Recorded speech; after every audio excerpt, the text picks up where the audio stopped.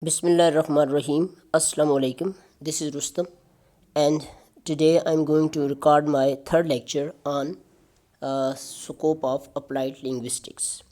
In my two previous videos, I talked about the comparison between linguistics and applied linguistics, and in then I covered critical discourse analysis.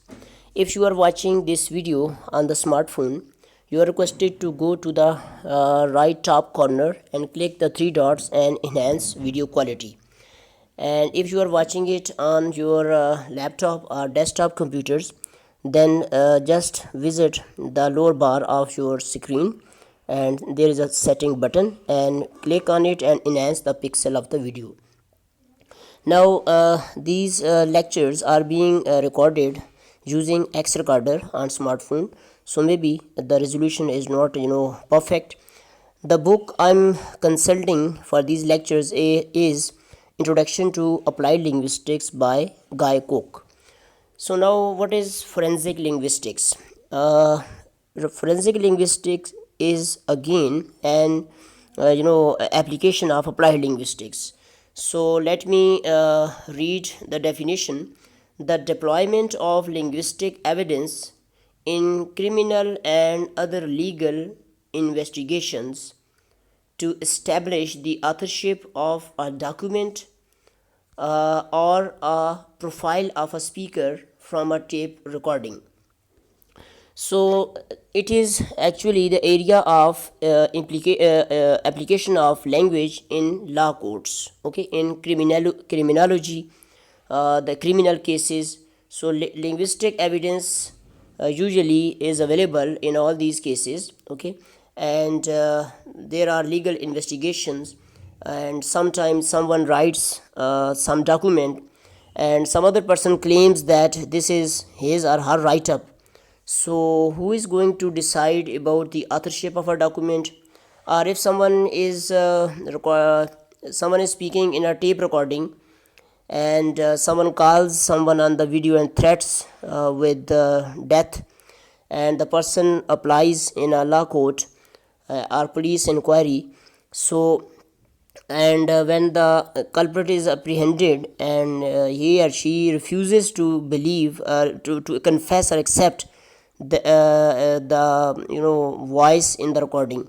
So in this case, applied linguists, particularly forensic analysts or forensic experts, are hired, and they decide about the speaker in the tape recording. Okay, now what like the word forensic is derived from forensis, which is a Latin word, and it means that the forum where law courts of ancient Rome were held. So it is a place where law courts of ancient Rome were held. So that platform is known as forensis. So the application of linguistic knowledge to legal matters is called forensic linguistics. This phrase was coined in 1968 by John Swartic, and earlier it was not used. So this was a brief introduction to forensic linguistics. Now, what are its applications of forensic linguistics, where forensic linguistics is used? First of all, voice identification. As I just mentioned, that someone is calling someone and threatening, or someone is promising to give something, but later on denying that it was his or her voice. So applied linguists are called in, and their services are hired, and they identify the voice. Then interpretation of express meaning in laws or legal writings. So legal writings are legal documents in which there are two types of meaning. One are hidden meaning, and then there are meaning on the surface. So it is the scope of forensic linguistics, that it interprets or explains the express meaning. Then analysis of discourse in legal settings. There is a lot of discourse going on. Sometimes it is written discourse, sometimes it is spoken discourse. So the analysis of all this discourse is the domain of forensic linguistics.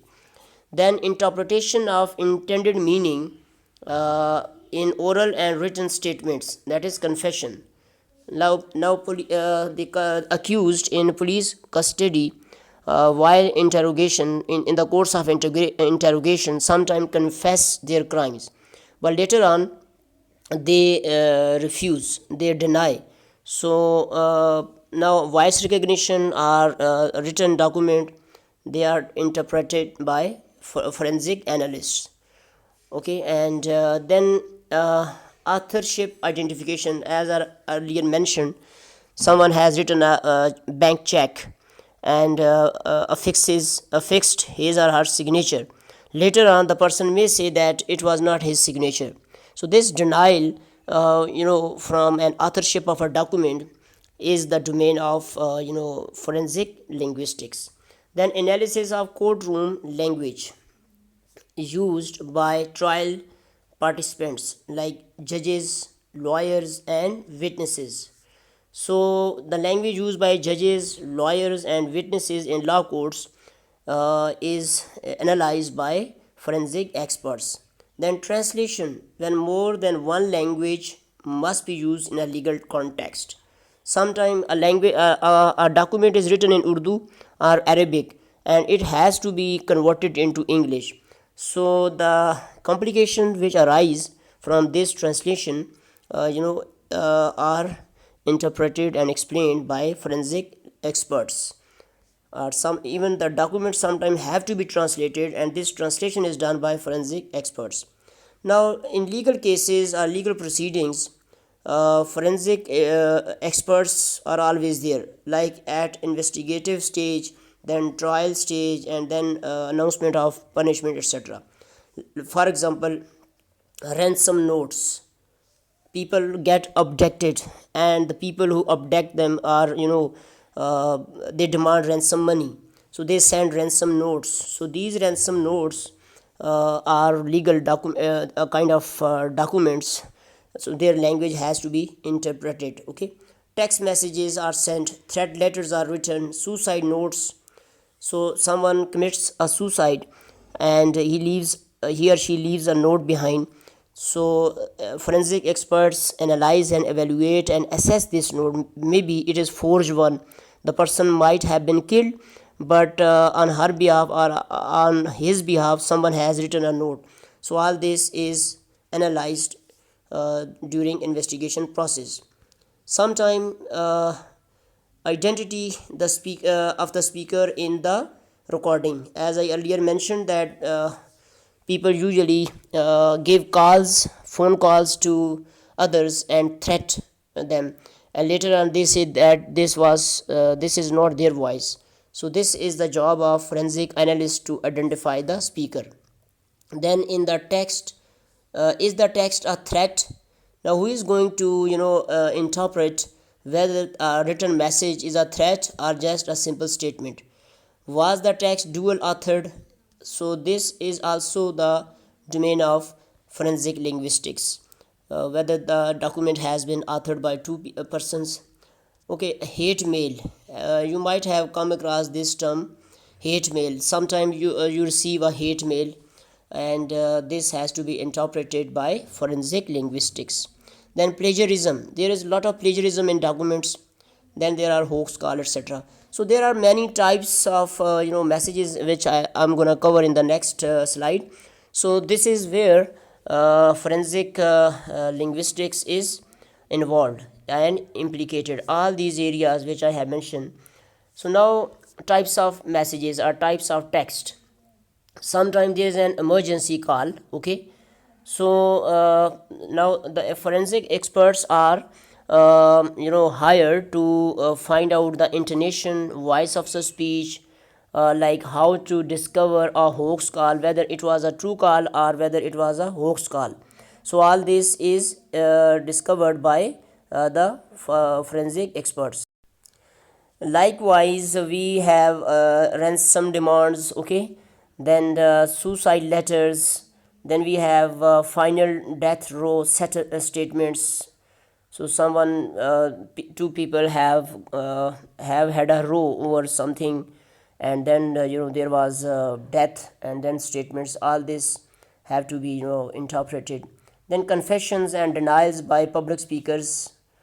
Sometimes public speakers, politicians, statesmen, they issue, speeches, and later on they refuse that this was not their voice or they haven't issued such a statement. Then fake calls, fake checks, etc.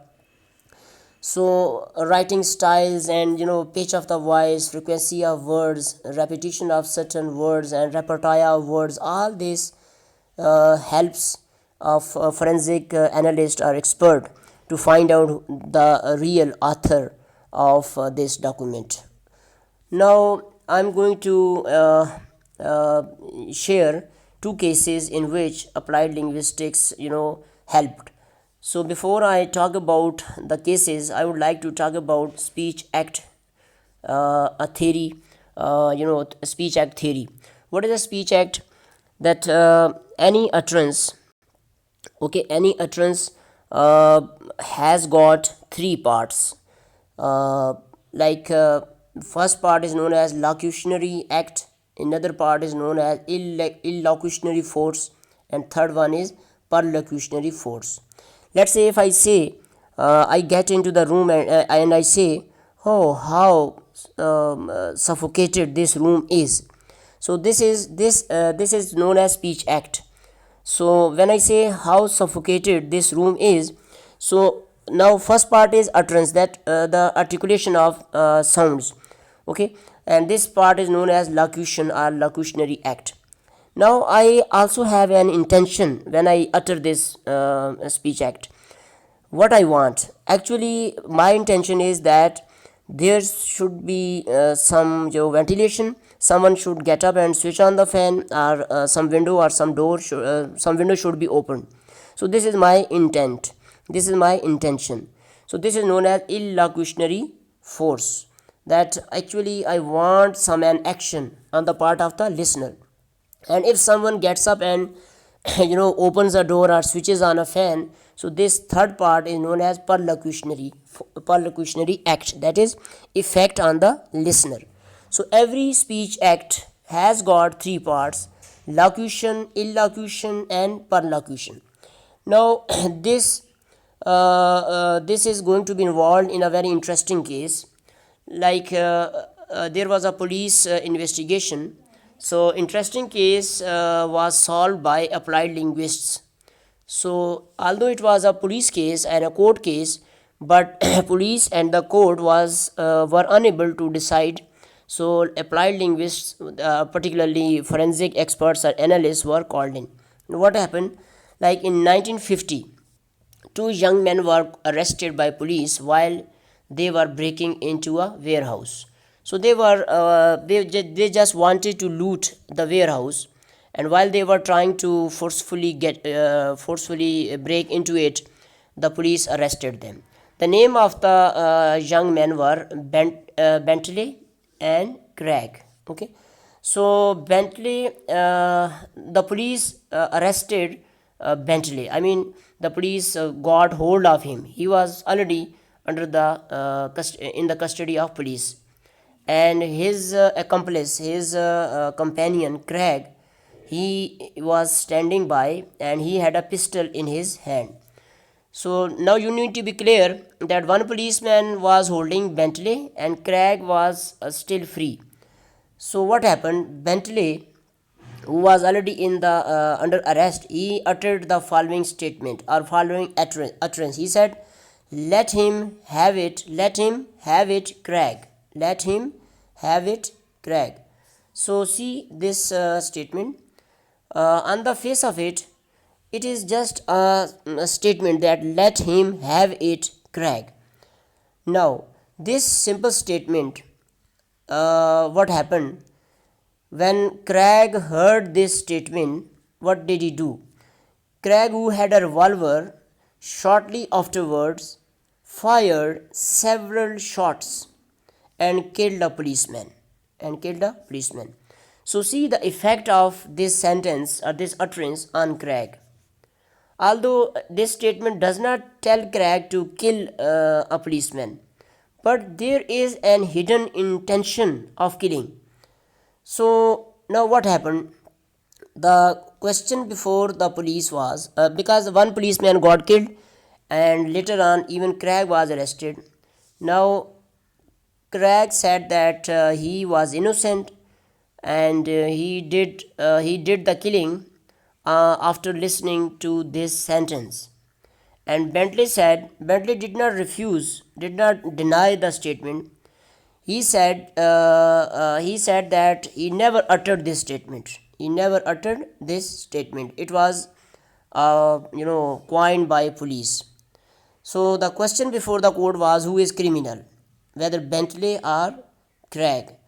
So now forensic experts came to the help of the court. See what was decided. Now first let's analyze this statement. Let him have it, Craig. This utterance has three parts. One is locution, utterance by Bentley. So Bentley uttered these words. This is first part. Second, illocutionary force. So what was the meaning of this sentence? I hereby urge you to shoot him. So the meaning of this statement, which was interpreted by forensic experts, was that actually Bentley was ordering Craig that I hereby urge you, मैं तुम्हें ताकीद करता हूँ, to shoot him, कि इस बंदे को मार दो. So this was the actual or intended meaning of this utterance. So what was its effect on Craig? Perlocution or performative. What was the performative action? So the effect was the death of a policeman. So Craig immediately opened fire on the policeman and killed him. So a simple utterance, let him have it, Craig did a criminal act. So what happened? The court declared that Bentley is an accomplice or accessory to killing. So it is not only the Craig, but rather it is Bentley who caused the killing to happen. So he must be punished. So what happened? Bentley was convicted and subsequently hanged. Later on he was put to death. So see, language was involved in crimes, and it was applied linguistics or forensic linguistics that decided the case. So this is the scope of applied linguistics. Now another case which I'm gonna discuss is, and let me recap it, that the debate in court, first let me finish the earlier case, Bentley and Craig case. The debate in court over the interpretation of the ambiguous utterance was resolved. Because the utterance was ambiguous, there was ambiguity in this utterance, like let him have it, Craig. So Bentley said where it was mentioned that I'm ordering him to kill a policeman. So this ambiguity was removed later on, and it was removed in favor of the incriminating performative. Incriminating performative mean that Craig was released. It was in his favor. Although Craig had fired a shot at the policeman and he had killed the policeman, but the court decided that Craig was innocent and it was Bentley who was the actual criminal. Now here is another interesting case which was resolved by forensic experts or forensic analysts, and it was also applied linguistic case. Like in the past, statement of the accused was penned down by a copyist. Okay, so like if somebody is accused of a crime, so his statement is written down by someone. So the case of Paul Dandy. So what happened? Paul Dandy refused to accept last part of the statement produced in court to incriminate him. He said it was an after insertion. So there was a statement, an essay, an interview, written interview, okay, which Paul Dandy had given to police, and his statement was changed. Last paragraph was changed, and two sentences were inserted, which incriminated him, which showed that he was a criminal. So when this statement was read out loud in the court, he refused to accept it. He said no, these two sentences which had been inserted in the last paragraph, he never uttered, he never ordered the copyist to copy. So they were after insertions. Okay, now forensic linguistics were implicated and involved. Who was going to decide that the last two sentences were not uttered by Paul Dandy? So SDA test was conducted. ESDA. What is ESDA? It is electrostatic deposition analysis. So it was conducted by applied linguist, that is forensic, and it proved him right. That is, Paul Dandy was proved right. He said that it was not his statement, and this test proved him right. So what is this ESDA test?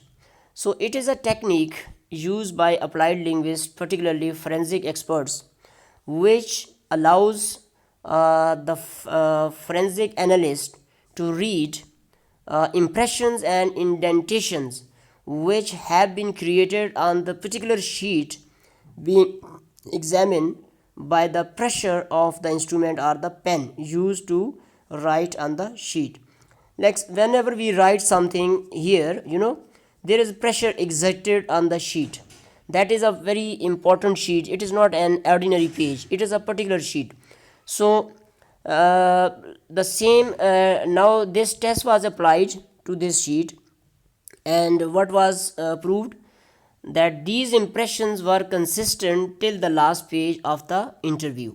So the Paul Dandy's interview, the copyist had written in a consistent way, because the pressure exerted by one person on a page was consistent. But what happened? Someone forged the document and inserted two more lines, and definitely this someone was someone else. It was not the copyist. So the pressure exerted by the pen of a third party was different. So ESDA showed that the final page of an otherwise authentic interview record had been rewritten to allow the insertion of two incriminating utterances. So someone who was an opponent or who was an enemy to Paul Dandy, he might have tampered with the original document, and inserted two more lines. So the pressure exerted by those two utterances was different from the pressure inserted from in the earlier document. So then Paul Dandy was released. So he was not incriminated. So this was all about forensic linguistics, which is a branch of applied linguistics. And wherever language is involved in society, so applied linguistics will be there to negotiate and mediate, and this way it comes into play to give decisions. That's all. Inshallah, in the next or fourth lecture, I'll talk about some other area of applied linguistics. So applied linguistics has a bigger scope. It is involved wherever language is implicated. Thank you very much.